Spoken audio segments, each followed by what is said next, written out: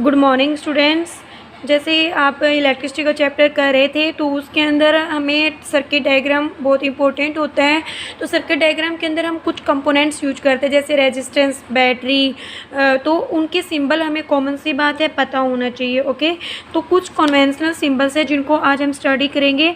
तो यदि सर्किट के अंदर आपका कोई सिंबल इस तरीके का होता है जिसके ऊपर एक पे पॉजिटिव है और एक टर्मिनल पे नेगेटिव है तो उसको हम बोलते हैं इलेक्ट्रिक सेल। और यदि आपके बहुत सारे सेल्स का कम्बिनेशन हो जाता है तो उसको हम क्या बोल देते हैं, बैटरी। उसके बाद प्लग की और स्विच के लिए सिंबल आपका सर्कल होगा और दो ज्वाइंट्स होंगे उसके साथ। प्लग की के और स्विच क्लोज, जो मतलब यदि आपका स्विच ओपन है तो बीच में कुछ भी नहीं होगा, और यदि आपका स्विच क्लोज है तो उसके बीच में हम क्या एक पॉइंट लगाएंगे। वायर ज्वाइंट का सिंबल आपका ये होता है, और ये कनेक्शन किसके लिए होता है कि भी वायर्स क्रॉसिंग विदाउट ज्वाइनिंग, मतलब हमने वायर्स का एक दूसरे को क्रॉस कर रखी लेकिन उनका कोई भी आपस में ज्वाइंट नहीं है। इलेक्ट्रिक बल्ब का सिंबल आपका इस तरीके का होगा। ये आपका रेजिस्टेंस सिंपल रेजिस्टेंस का होता है, और ये आपका होता है वेरिएबल रेजिस्टेंस और रियोस्टेट का सिंबल। देखो वेरिएबल रेजिस्टेंस और रियोस्टेट के अंदर क्या होता है, बहुत सारी वैल्यू हो सकती है।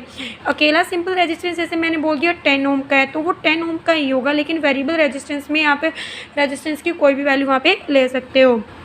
एमीटर आपको पता है उसका सिंबल इस तरीके का होता है। एमीटर का यूज़ हम करते हैं for finding out the value of the electric current, and voltmeter is used for the calculating the value of the potential. Okay, तो उसके बाद आता है ओम्स लॉ। ओम्स लॉ किसके बारे में डील करता है? Ohm's law gives the relationship between potential difference across the circuit diagram and the current flowing through the circuit. Okay, उनके बीच में रिलेशंस को एक्सप्लेन किया था हमारे ओम्स लॉ ने।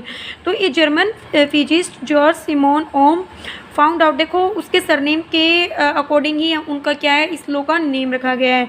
Found out the relationship between current I flowing in a metallic wire and potential difference across it terminal. He stated that electric current flowing through a metallic wire is directly proportional to the potential difference V।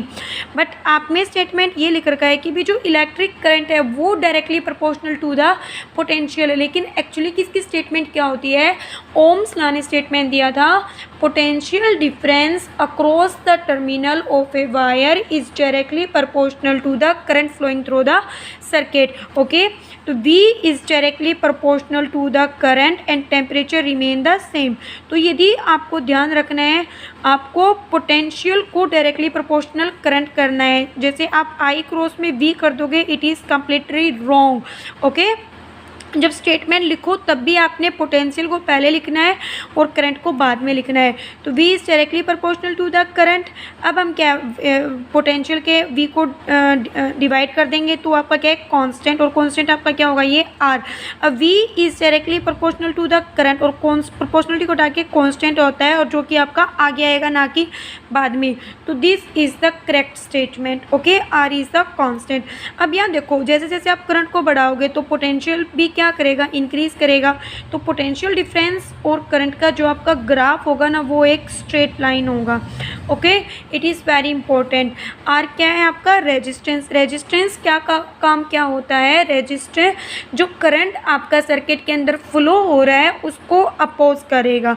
ठीक है, तो it is R is a constant for the given material at a given temperature and is called its temperature resistance. It is the property of a conductor to resist the flow of charges through it.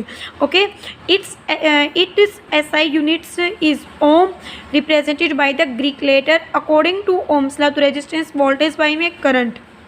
ठीक है, अब resistance की जो unit है वो क्या होगी, ओम होगी है।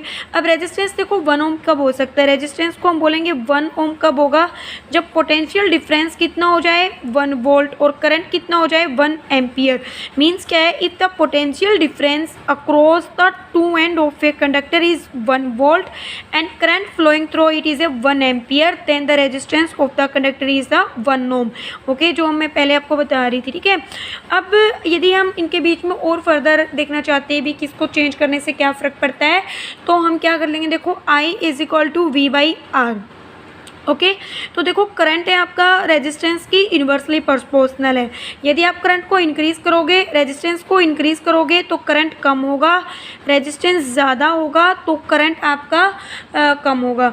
मतलब क्या है, करंट का और रेजिस्टेंस का जो बिहेवियर है वो इन्वर्सली प्रोपोर्शनल का है। Okay it is obvious from equation that the current through a resistor is inversely proportional to its resistance if the resistance is double. देखो रेजिस्टेंस को डबल कर दोगे तो करंट देखो क्या हो जाएगा, V बाई में 2R, हमने क्या कर दिया, रेजिस्टेंस को डबल कर दिया तो V बाई R पहले वाला करंट है और डिवाइड बाई 2, तो आपका नया करंट है वो आधा हो जाएगा पहले वाली वैल्यू से। ओके तो current gets halved. In many practical cases it is necessary to increase और decrease the current in electric circuit. A component use to regulate current without changing the voltage source is called a variable resistance. क्योंकि कई बार हम चाहते हैं भी circuit के अंदर अंदर करंट है उसको इंक्रीज करे डिक्रीज करे, लेकिन वोल्टेज के ऊपर कोई इफेक्ट नहीं पड़ना चाहिए, तो ऐसा एक कंपोनेंट यूज करते हैं जिसको हम बोलते हैं वेरिएबल रेजिस्टेंस, जो कि करंट को रेगुलेट करता रहेगा। Okay In an electric circuit and device called rheostat is often used to change the resistance in the circuit, क्योंकि वहाँ पे बहुत सारे रेजिस्टेंस की वैल्यू होती है। ओके